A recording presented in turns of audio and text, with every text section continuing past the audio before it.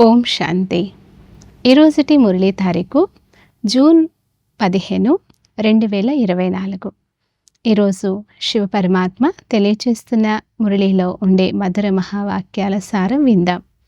బాబా తెలియచేస్తున్నారు, మధురమైన పిల్లలు, మాయాజీతులుగా అయ్యేందుకు పొరపాట్లు చేయడం విడిచిపెట్టండి. దుఃఖమునివ్వడం, దుఃఖమును తీసుకోవడం, ఇది చాలా పెద్ద తప్పు. పిల్లలైన మీరు అలా చేయరాదు. ప్రశ్న: పిల్లలైన మనందరి పట్ల తండ్రికి ఉన్నటువంటి ఏ ఆశ ఉంది? పిల్లలైన మనందరి పట్ల తండ్రికి గల ఒక ఆశ ఏది? జవాబు: తండ్రి ఆశ నా పిల్లలంతా నా సమానంగా సదా పవిత్రంగా అయిపోవాలి. తండ్రి సదా పవిత్రంగా ఉంటారు. వారు అపవిత్రంగా ఉన్న పిల్లలను పవిత్రంగా చేసేందుకు వచ్చారు. మాయ నల్లగా చేస్తుంది, తండ్రి తెల్లగా చేస్తారు. లక్ష్మీనారాయణులు తెల్లగా ఉంటారు. అందుకే నల్లగా ఉన్న పతిత మనుషులు వారి మహిమను చేస్తారు. స్వయాన్ని నీచులుగా భావిస్తారు. మధురమైన పిల్లలు, ఇప్పుడు తెల్లగా అనగా సతో ప్రధానులుగా అయ్యేటటువంటి పురుషార్థాన్ని చేయండి అని తండ్రి శ్రీమతం ఇప్పుడు లభిస్తోంది.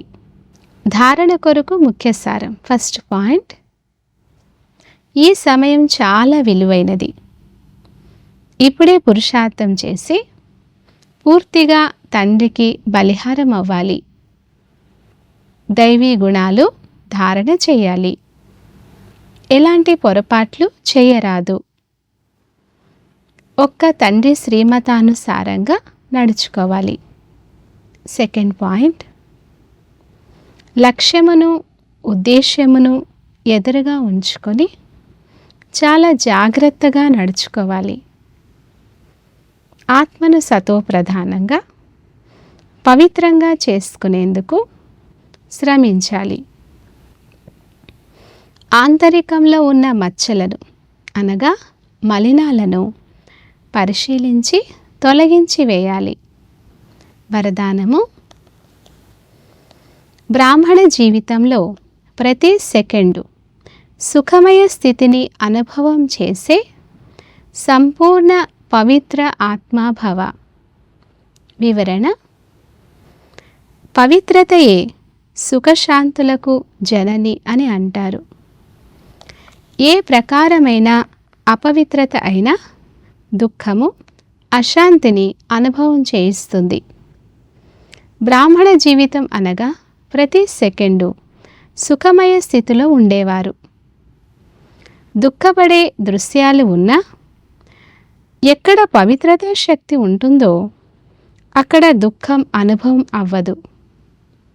పవిత్ర ఆత్మలు మాస్టర్ సుఖకర్తగా అయ్యి దుఃఖాన్ని ఆత్మిక సుఖము యొక్క వాయుమండలంలోకి పరివర్తన చేస్తారు. స్లోగన్: సాధనాలను ప్రయోగం చేస్తూ సాధనను పెంచుకోవడమే బేహద్ వైరాగ్య వృత్తి. ఓం శాంతి.